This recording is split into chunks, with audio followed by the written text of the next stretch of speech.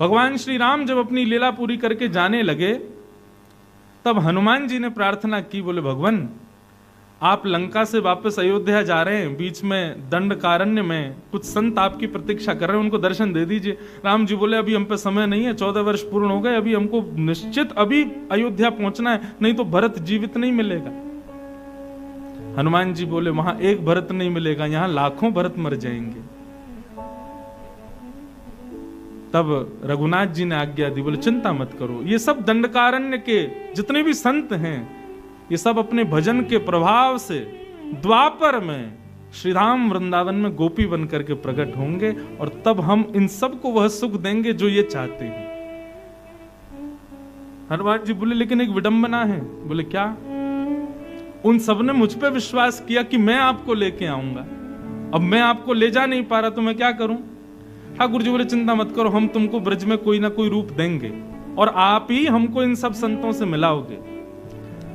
तब द्वापर में ठाकुर जी ने विचार किया हनुमान जी किस भाव से आवे, तो वही हनुमान जी ठाकुर जी की वंशी बन करके आए, और जब जब उस वंशी की नाद होती है तब तब गोपियों का मन ठाकुर जी की ओर आकर्षित हो जाता है। महाराज प्रारंभ ही श्रीमद् भागवत में वंशी के नाद से ही हुआ। हनुमान जी ने अपना वचन निभाया कि हम आपको मिलाएंगे, और गोपियों को लेके गए ठाकुर जी के पास। पर अब यहां का भाव सुनो, अति सर्वत्र वर्जयेत। कई बार कई वस्तु हमको सुख देती हैं, लेकिन कई बार उससे हमको कष्ट भी हो जाता है। आज सब गोपियां इस बंसी से परेशान हो गई हैं, और इतना सुंदर भाव ठाकुर जी वंशी जब बजाते हैं, वंशी के भाव से ठाकुर जी किशोरी जी का स्मरण करते हैं। आहा।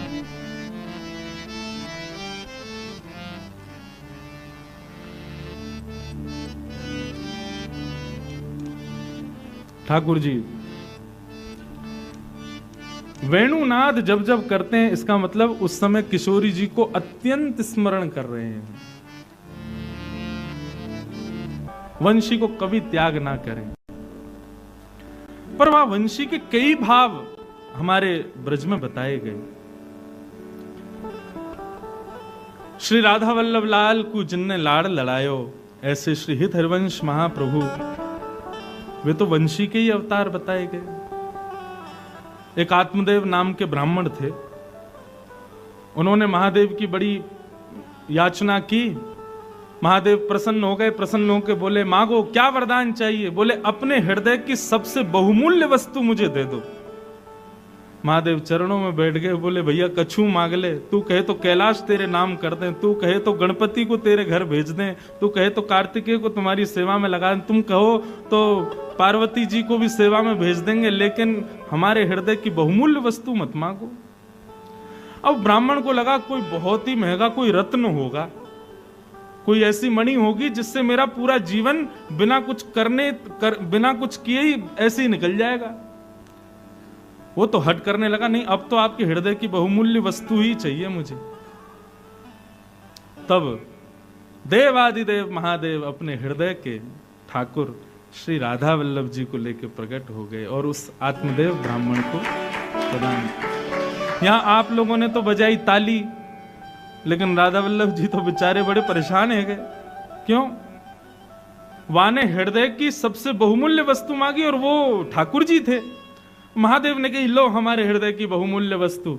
आत्मदेव बोले जे कहा दियो आपने, मैं तो सोचो आप कोई मणि दोगे, कोई रत्न दोगे, आप तो ये ठाकुर जी दे, ये सेवा एवा हम पे ना पे। बोले भैया यही है मेरे हृदय के सबसे बहुमूल्य वस्तु। आत्मदेव जी ले तो आए, लेकिन भाव से उनको तो ये लगता है ये तो और खर्चा बढ़ गए मेरे। तब किशोरी जी ने आज्ञा दी वंशी को, और हमारे लाल जी को कष्ट नहीं हो, श्रम नहीं हो, आप पृथ्वी पर जाओ। तब ठाकुर जी की वंशी ही श्री हित हरिवंश महाप्रभु के रूप में पधारे और आकर के आत्मदेव जी से ठाकुर जी को लाकर के वृंदावन में विराजमान किया।